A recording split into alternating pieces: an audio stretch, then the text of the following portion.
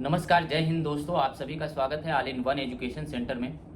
आप डीएलएड के किसी भी सेमेस्टर के प्रशिक्षु रहे हों या अभी डीएलएड में एडमिशन लिया हो और इस समय परीक्षा देने जा रहे हो प्रथम या तृतीय सेमेस्टर की, तो उसके लिए एक पीएनपी के द्वारा आदेश जारी कर दिया गया है कि प्रथम और तृतीय सेमेस्टर की परीक्षाएं आयोजित होनी है, जिसके लिए परीक्षा फॉर्म भरी जानी है, जिसका आपने थंबनेल पर देखा भी होगा और उस लेटर को मैं यहाँ पर पढ़ के भी बताऊंगा। उसके अलावा कोर्ट केस चल रहा है प्रत्यावेदन वालों के लिए।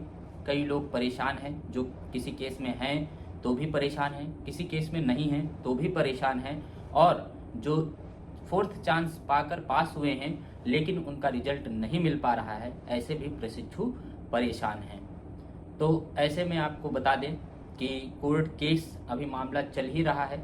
उसके साथ ही साथ court of contempt second of week of जुलाई में कहा गया था कि एससीईआरटी डायरेक्टर के द्वारा कोई स्पष्टीकरण दिया जाए। अभी उस पर कोई स्पष्टीकरण फिलहाल नहीं आया है और डबल बेंच का मामला चल रहा है प्रत्यावेदन वाला, उस पर भी अभी 15 के बाद ही कोई बात हो सकती है।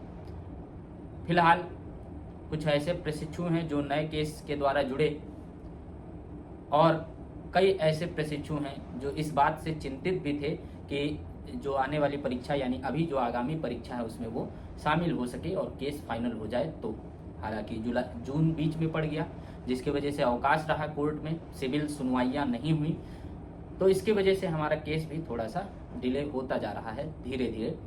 लेकिन मैंने पहले भी 1 महीने पहले या 15-20 दिन पहले जो वीडियो लास्ट जो वीडियो पड़ा था इससे पहले वाला, उसमें बताया था कि बहुत कम चांस होंगे कि आप परीक्षा में बैठ पाएंगे। इसका कारण यही था कि जून में छुट्टियां थी कोर्ट की, जिसकी वजह से सुनवाई नहीं हो पानी थी, और जो डेट आ भी रही थी डबल बेंच में तो उनकी वजह से वो मेंशन नहीं हो पा रहा था उधर विपक्ष के वकील के द्वारा से। अगर हमारे वकील मेंशन कराते तो भी हो सकता था मामला, लेकिन हमारे तरफ के जो काउंसिल हैं, हमारे वकील हैं, उनका मानना था कि अभी उचित समय नहीं था उस कोर्ट में उस डेट पर जाकर उस पर बहस करने का, क्योंकि ऐसा उन्हें अनुभव हुआ होगा या जो भी चीज़ें हैं। इतना हम तो नहीं उतना ज़्यादा जानकारी रखते, लेकिन जैसा वकील हमें बताते हैं वैसा हमें करना होता है। कहीं ऐसा ना हो कि हम अपने तरफ से दबाव डालें और केस और इधर उधर हो जाए। कई ऐसे प्रशिक्षु होंगे कुछ भी फैसला आए जल्द से जल्द आ जाए, ऐसा सब सोच रहे हैं, मैक्सिमम लोग सोच रहे होंगे, क्योंकि कई ऐसे लोग भी होंगे जो इसके सहारे ही बैठे होंगे और कुछ लोग ऐसे भी हैं जो अलग कोई दूसरी तैयारी कर रहे हैं। बहरहाल उनकी स्थितियां परिस्थितियां बहुत बेकार हो गई हैं। जो ज़्यादातर लगभग ऐसे हैं जो शादी हो गई हो, जो महिला प्रशिक्षु हैं और उनके पास इसके अलावा और कोई भी विकल्प नहीं है, वो ज़्यादा ही परेशान हैं। या जो हमारे भाई हैं उनके पास जो अपनी पूंजी थी कैसे भी लगा के डीएलएड की पढ़ाई की, उनके लिए भी समस्याएं हैं, जो दूसरी तरफ नहीं जा पा रहे हैं, ना ही पैसा है कि वो दूसरी पढ़ाई कर पाए या दोबारा डीएलएड कर सकें।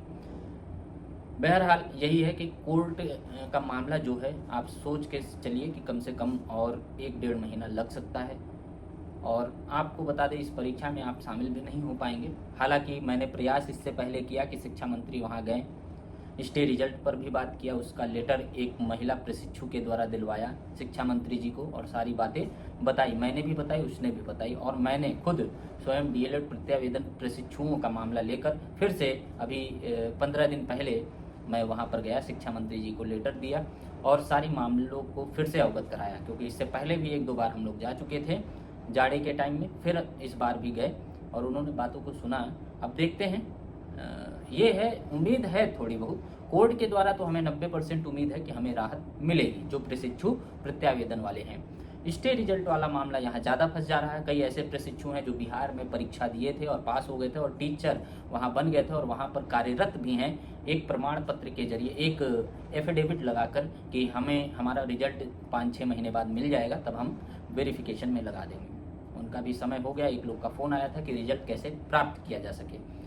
तो जुगाड़ कोई भी ऐसा नहीं बनना है, बस आपको एकजुटता दिखानी है। जैसे शिक्षा मंत्री के वहाँ हम गए और बुलाए सबको, लेकिन कोई वहाँ पर ज़्यादा लोग नहीं पहुँचा। महिला प्रशिक्षु पुरुष प्रशिक्षुओं के कंपेरिजन में ज़्यादा ही थी, हालांकि संख्या वहाँ कुछ नहीं थी ज़्यादा। मैं इतना परेशान हो गया था, इतना सोच के भी मैं परेशान था कि मैं अपनी ड्यूटी छोड़कर, अपना कार्य छोड़कर आपके लिए लखनऊ पहुंचा। इतनी दूर से गया था, आंजी साहबाद जो हरदोई में है वहाँ से मैं गया था, वहाँ पे कार्य छोड़कर 3-4 दिन की छुट्टी लेकर, ताकि आपके मामले को हाईलाइट कराया जा सके।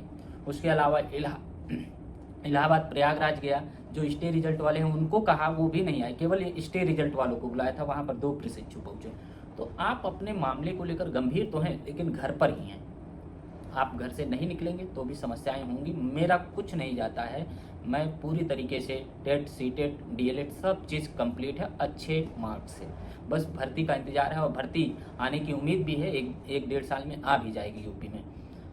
बस ये है कि इन सब मामलों में फंसे रहने की वजह से मैं भी अपनी तैयारी कोई नहीं कर पाता हूँ। फिर भी मैं चाहता हूँ बहुत जल्द से जल्द चीज़ें ये कंप्लीट हो जाएं, ताकि मैं भी इस मामले से थोड़ा विरक्त हो सकूँ। और यही मैं कहूँगा कि प्रयास करता रहूँगा, आपको साथ ज़रूर देना पड़ेगा। और आपको पता है परीक्षा फॉर्म जो है, फॉर्म भरे जा रहे हैं परीक्षा के लिए, यानी कि आप 12 तारीख से, जो 12 जुलाई है, 12 जुलाई से 21 जुलाई तक आप परीक्षा फॉर्म भरवा सकते हैं। जो नए प्रशिक्षु हैं, जो डीएलएड सत्र में जो पुराने बैच वाले हैं उनके लिए नहीं है, जो नए बैच के प्रशिक्षु हैं उनके लिए 1st और 3rd सेमेस्टर की परीक्षा फॉर्म डेट भरने की जो है वो 12 जुलाई से लेकर 21 जुलाई तक है, और डाइट में 23 तारीख तक है। और यही आपको लगभग परीक्षा जो होगी अगस्त के प्रथम सप्ताह में होने की उम्मीद बनी हुई है। तो इसीलिए मैं ये कहूँगा कि कहीं भी कोई मामला हो, कुछ कहा जाए तो उसको गंभीरता से लीजिए। आइए, क्या होगा, थोड़ा बहुत ये होगा कि आप वहाँ पर जाएंगे, थक जाएंगे, पैसा लगेगा, समय आपका 1 दिन का जाएगा, लेकिन बिना लड़े कुछ भी नहीं होता। आपको खुद हिम्मत करके घर से बाहर निकलना होगा। कई लोग आपको गुमराह भी करेंगे कि जाने से कोई फ़ायदा नहीं, या आप खुद सोचेंगे कि हमारे न जाने से हम ही तो केवल नहीं जा रहे हैं, बाकी तो सब जा रहे हैं, यही सब सोच लेते हैं तो पहुँचता कौन है? बहुत कम लोग पहुँचते हैं वहाँ। लखनऊ के आसपास के ज़िले के लोग, लखनऊ के उतने प्रशिक्षु हैं जो वहाँ पर पहुँच नहीं पाते। बहुत सारे प्रशिक्षु हैं लेकिन वहाँ पहुँचते नहीं हैं। कई बार आके वो भी थक गए हैं, परेशान हो गए हैं। ये लेकिन संघर्ष करना पड़ेगा, संघर्ष नहीं करेंगे तो कुछ नहीं हासिल होने वाला है। तो बहुत दिनों के बाद ये वीडियो बना रहा हूँ। मैं ये सोचता था कि चलो एक इन्फॉर्मेशन दे दूँ, लेकिन आपको गंभीर होना पड़ेगा इस मामले में, आपको गंभीर होना पड़ेगा। जैसे कि हम जानते हैं कि आप बहुत परेशान हैं, आप गंभीर भी हैं, लेकिन घर बैठने से ही कार्य नहीं होगा, या आप केस में पैसा लगा दिए हैं उसी से कार्य नहीं हो जाएगा। मेरी ही जिम्मेदारी नहीं, मैं दौड़ता रहूँ हर जगह। मैं आपके लिए एक स्तंभ का कार्य किया ताकि आप सबका कुछ कल्याण हो सके। मैं कभी नहीं चाहता था केस हो, उससे पहले मैंने अन्य संघर्ष भी किए थे। अच्छा, 2 बार डीएलएड 19 बैच जो है प्रमोट हो गया, तो आपको एक चौथा चांस मिल भी जाना चाहिए, ऐसा मेरा मानना है। इसीलिए मैं संघर्ष भी कर रहा हूँ, और देखते हैं जीत जरूर होगी, ऐसा मुझे पूरा उम्मीद है और भरोसा भी है भगवान पे। लेकिन आपको उससे पहले भी मेहनत करनी पड़ेगी, जहाँ जाना चाहिए वहाँ जाना पड़ेगा। पीएनपी सचिव तो पूरे मूड में नहीं है कि परीक्षा कराई जाए या 4th चांस दिया जाए, लेकिन आपको खुद वहाँ निकलना होगा, जाना होगा। स्टे रिजल्ट के लिए भी यही बात कहूँगा। IGRS, RTI कई लोगों ने कहा, तो यही हवाला दिया गया कि कोर्ट में मामला चल रहा है जिसकी वजह से रिजल्ट इनका रुका हुआ है। हालांकि ऐसा कोई मामला, स्टे रिजल्ट पर कोई भी केस नहीं था। बस ये जो 4th चांस पाने वाले प्रशिक्षु थे, जो 4th चांस पाना चाहते थे, उनका केस था जिसमें ये कहा गया था कि जब तक मामला पूर्ण ना हो जाए तब तक इनका रिजल्ट रोका जाए। हालांकि रिजल्ट वो मामला 6 जुलाई 2023 को सिंगल बेंच में कंप्लीट हो गया था, तो स्टे भी इसी तरह हट गया। लेकिन अब यही है कि सही से बातें वहाँ तक नहीं पहुँच रही हैं, और कोर्ट में अगर स्टे रिजल्ट पर कोई बात करने वाला पहुँच जाए, एक भी प्रशिक्षु, तो मामला थोड़ा और गंभीर हो सकता है, उनका रिजल्ट भी मिल सकता है। अगर ऐसा नहीं बनता है तो हम शिक्षा मंत्री के पास फिर से 10-15 दिन के अंदर फिर एक बार जाएंगे, और 20 तारीख के बाद फिर जाएंगे, एक बार बुलाया जाएगा, आपको आना होगा। बस इतना ही कहना चाहूँगा इस वीडियो में, इतना ही। जय हिंद, जय भारत। चैनल को सब्सक्राइब कर लीजिएगा अगर आप नए बैच के स्टूडेंट हैं तो। बाकी डीएलएड में कैसे आपको परीक्षाएं देनी है, इस पर एक वीडियो आपको ज़रूर जल्द से जल्द बना के बता दिया जाएगा, ताकि आप अच्छे से अच्छे अंक ला सकें।